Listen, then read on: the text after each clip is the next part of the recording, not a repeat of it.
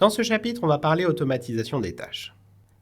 Dans les tâches que tu réalises ou que ton équipe réalise, il y a peut-être des choses qui pourraient être automatisées ou semi-automatisées. Ce que je t'invite à faire, ça va être de recenser justement toutes ces tâches que tu réalises, toi ou ton équipe, tu fais ça au niveau qui t'intéresse, et ensuite de regarder quelle est la fréquence de ces tâches et combien de temps ça prend. Une fois que tu vas avoir fait cette cartographie, tu vas ensuite pouvoir regarder s'il y a une solution technique qui va te permettre d'automatiser ou de semi-automatiser ce que tu es en train de réaliser. Le but, c'est de limiter au maximum les interventions humaines pour que l'humain puisse se concentrer sur vraiment les tâches à valeur ajoutée.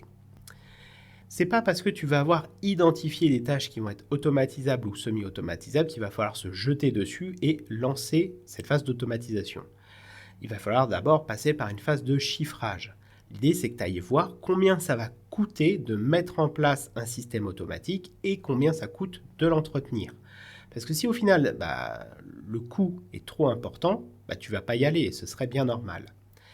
Et il est aussi important à ce moment-là de faire attention à un syndrome qui s'appelle le syndrome de l'objet brillant. Je vais d'ailleurs te mettre un article en dessous de cette vidéo que tu pourras consulter. Le principe, c'est que si tu cherches à vouloir tout basculer en automatique et à chercher des solutions techniques à tout, va y avoir un souci parce qu'à un moment, tu es quand même aussi censé faire des choses.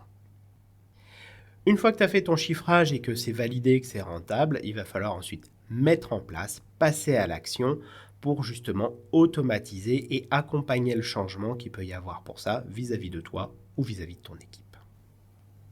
Je vais te donner quelques pistes que tu vas pouvoir explorer. Je ne suis pas un expert du sujet, donc si tu as envie d'aller plus loin, parle avec des experts de ton domaine, en automatique, en informatique, qui vont certainement pouvoir te donner d'autres pistes.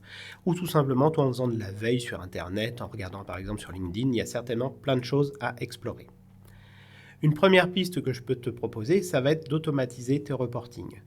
Les reportings, souvent, ce sont des données qui sont disponibles informatiquement et il y a certainement moyen de mettre en place une moulinette pour que ça vienne collecter le tout et te remettre ça dans un document, te le pondre et que toi, ta plus-value soit dans l'analyse dans son document et pas dans sa construction.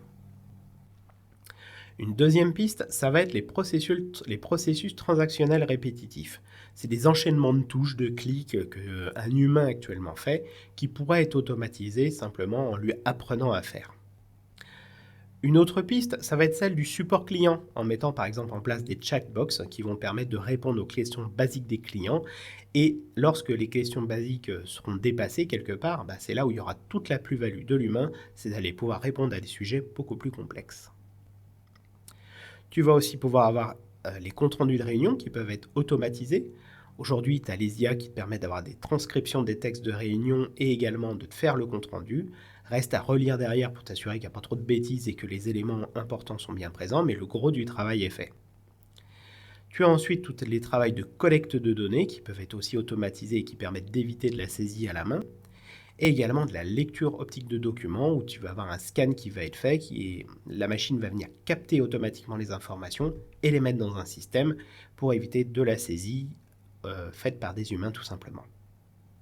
C'est tout pour cette vidéo et on se retrouve dans la prochaine.